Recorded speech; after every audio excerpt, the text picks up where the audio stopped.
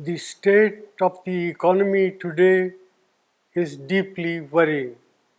The last quarter's GDP growth rate of 5% signals that we are in the midst of a prolonged slowdown.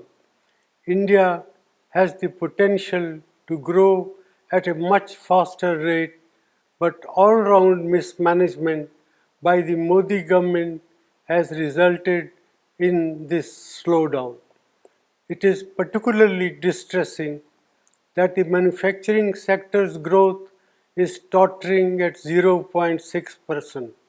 This makes it very clear that our economy has not yet recovered from the man-made blunders of demonetization and a hastily implemented GST. Domestic demand is depressed and consumption growth is at an 18-month low.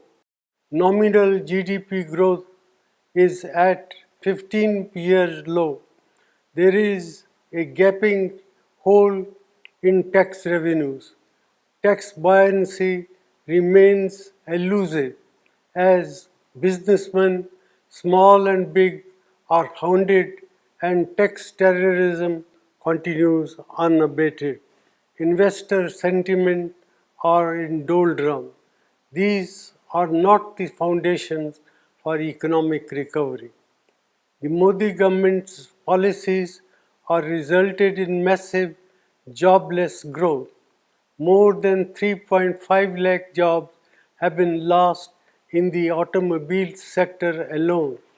There will similarly be large-scale job losses in the informal sector, hurting our most vulnerable workers. Rural India is in terrible shape. Our farmers are not receiving adequate prices and rural incomes have declined.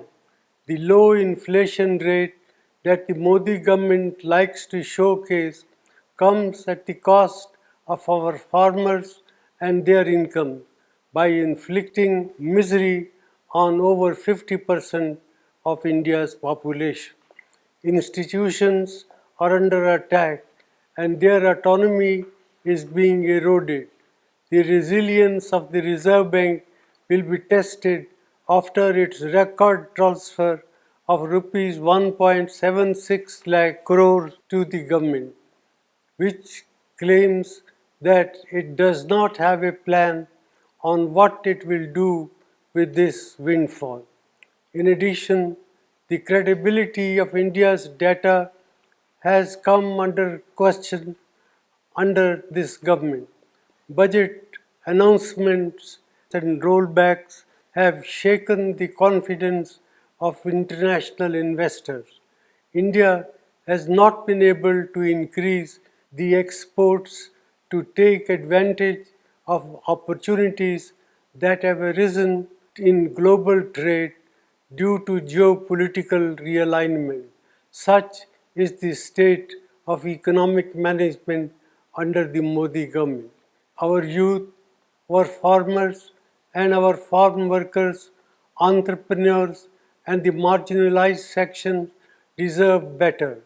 India cannot afford to continue down this path. Therefore, I urge the government to put aside vendetta politics and reach out to all sane voices and thinking mind to steer our economy out of this man-made crisis.